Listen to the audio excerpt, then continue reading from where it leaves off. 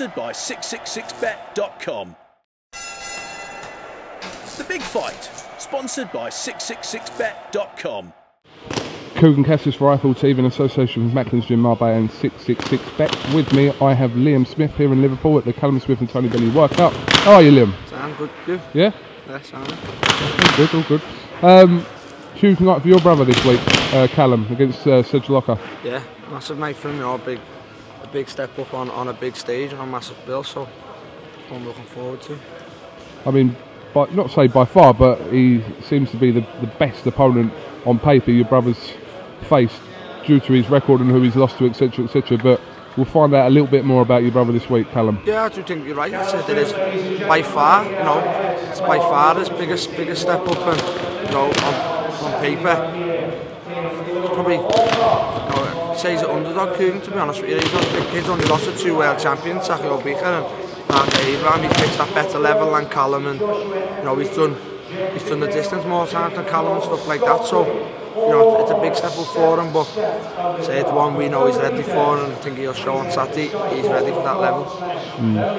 The main event, Tony Bellew and Nathan Cleverly. Obviously we know about the rivalry between the two of these. How do you see the fight going? So I've mixed it up a couple of times. I keep thinking, swaying the closer it's getting, I'm changing my mind again. I'm not changing my mind on the winner, but I'm just changing how I think the fight will go.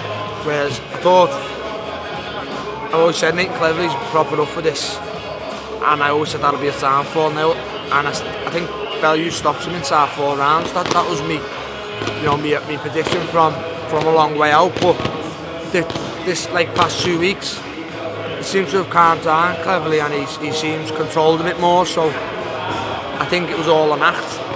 You know, when you know, it was always him telling Anthony to get up and say, look in my eyes and tell me you're going to do this. And you know, usually that's Anthony's style, Anthony's tricks, but it's always been Nathan calling the head-to-head shots and all that. And I always said, like, how much up for it he is. He's going to stand and fight Bellew, and Bellew will take him out. But now I think he's going to box, so I do think it's going to be a good fight. But I'd say for that cruiser, I just think there's only one winner. And I think Anthony hits so hard that cruiser, and he knows he can hit that cruiser, whereas you didn't see him. There's 2 fights at cruiser, we've seen 2 devastating knockouts, and we didn't see many of them from him at light heavy.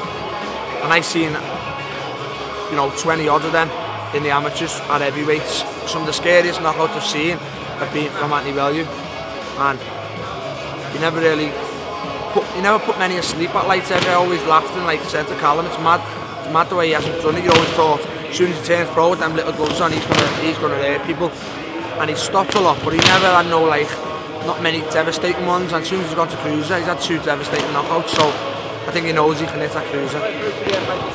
And what's your situation at the moment? You got a date for the next fight?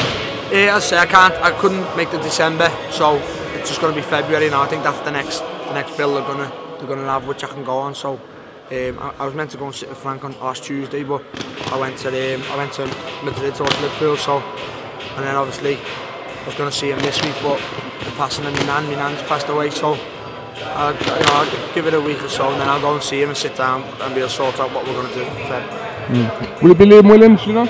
I don't know. If they want to go and see what they want, if it's Liam Williams, then it's Liam Williams. But you know, I'm not too sure whether they want to go that route as well. If they're fighting for the Commonwealth title.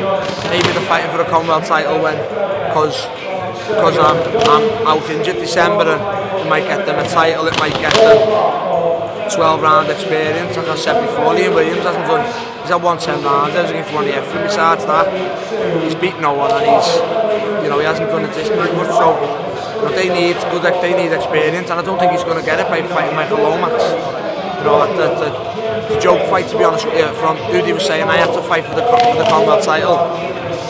He's gone and he's fighting Liam Williams. I think it's a mismatch, to be honest. Yeah, I think Liam Williams beat Lomax all day. Frankie hasn't stopped him as a welterweight. He hasn't fought much. So see what he does, and then see whether he wants to go. I say I'm not interested in that Commonwealth. I'm not interested if he wins the Commonwealth. Both titles on the line. It's about me and what I want to do. Alright, listen, Liam Smith, thanks for talking to iFull TV. Sorry to hear about the passing away of your nan and that, so condolences to you and your family. But we'll catch up with you really soon. Thanks. All right, Sam, thanks a lot, mate. Thank you. Cheers, mate. Thanks.